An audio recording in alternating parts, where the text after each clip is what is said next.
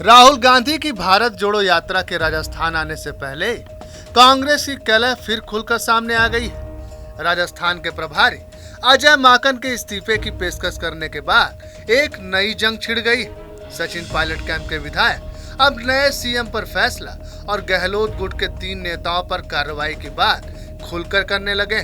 बता दें कि ओसियां से विधायक दिव्या मदेरणा ने माकन का समर्थन करते हुए गहलोत कैंप पर निशाना साधा। दिव्या ने ट्वीट कर कहा है कि खड़गे जी को अजय माकन का इस्तीफा स्वीकार नहीं करना चाहिए क्योंकि बागी गुट यही चाहता है। मदेरणा ने कहा कि बागी गुट ऐसा प्रभारी महासचिव चाहता है जो उनकी ब्लैकमेलिंग के आगे घुटने टेक दे और जो गांधी परिवार के नजदीक और केवल कांग्रेस के हित में काम करने वाला नहीं हो।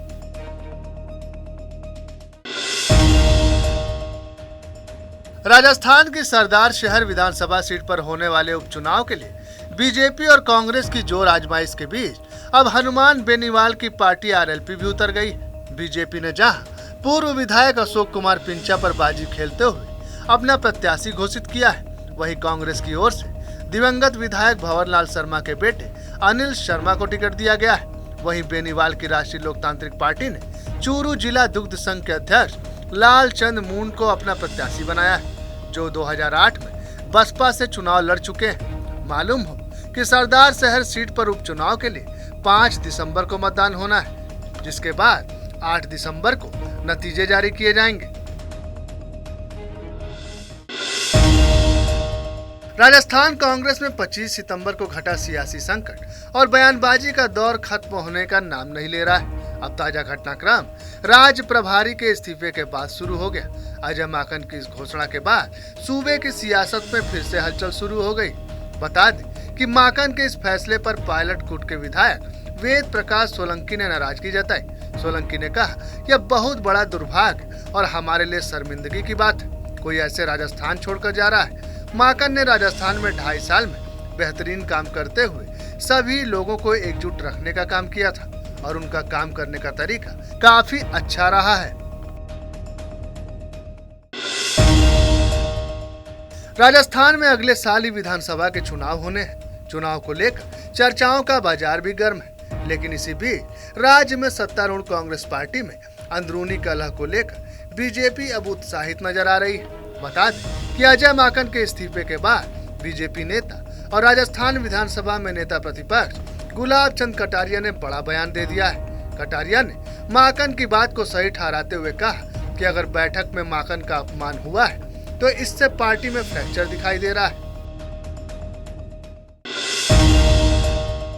दिल्ली नगर निगम क्षेत्र में होने वाले निकाय चुनाव को लेकर सभी राजनीतिक दलों ने कमर कस ली है।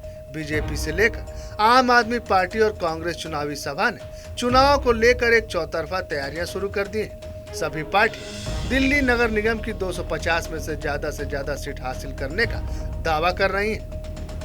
इसी कड़ी में कांग्रेस ने निगम चुनाव के लिए स्टार प्रचारकों की पहली लिस्ट भी जारी कर दी है। बता दें कि कांग्रेस के दिल्ली प्रभारी ने 40 स्टार नेताओं की लिस्ट जारी की, जिसमें सचिन पायलट का भी नाम है।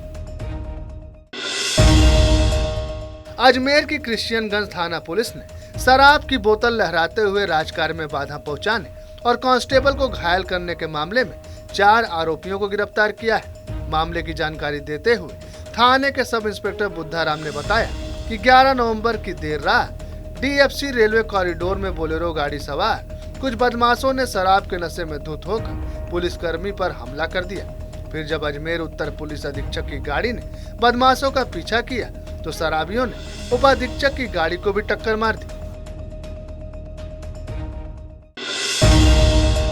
राजस्थान के पाली जिले में बंदूक की नोक पर बैंक से लाखों रुपए कैश लूटने का मामला सामने आया है। खबरों के मुताबिक जिले के जार्डन गांव में एसबीआई बैंक की ब्रांच में लुटेरों ने पिस्तौल की नोक पर लाखों रुपए की लूट की।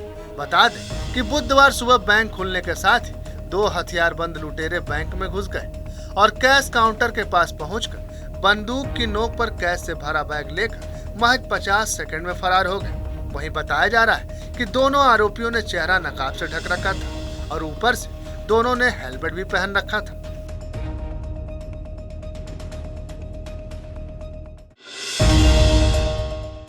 जहाजपुर शाहपुरा रोड भंवर कला तालाब में एक अज्ञात व्यक्ति की तैरती हुई लाश मिली। वहीं यह मर्डर है या सुसाइड, पुलिस मामले की जांच में जुटी हुई है। खबरों के मुताबिक कस्बे में स्थित भंवर कला तालाब में एक व्यक्ति की तैरती हुई लाश लोगों को दिखी। तालाब में तैरती हुई लाश की सूचना कस्बे में आग की तरफ फैल गई। सैकड़ों की तादाद में लोग देखने के लिए जमा हो गए और ग्रामीणों ने पुलिस को सूचना दी, जिसके बाद पुलिस ने मौके पर पहुंचकर शव को बाहर निकाल लिया। हालांकि शव की पहचान नहीं हो पाने के कारण पुलिस ने शव को मोर्चरी में रखवा दिया है। राजधानी जयपुर में गवर्नमेंट हॉस्टल के पास बुधवार देर रात करीब 1:15 बजे ट्रक में अचानक आग लग गई। हालांकि सूचना पर पहुंची दमकल ने आग पर काबू पा लिया। खबरों के मुताबिक एक ट्रक ड्राइवर डिग्गी से सोडाला के लिए कड़वी लेकर जा रहा था। गवर्नमेंट हॉस्टल के पास जब वो पहुंचा और ट्रक को खड़ा कर घाट से आ रहे मजदूरों का इंतजार करने लगा, तभी एक व्यक्ति आया और ट्रक में आग लगाकर भाग गया। हालांकि गनीमत यह रही कि इस हादसे में कोई हताहत नहीं हुआ है।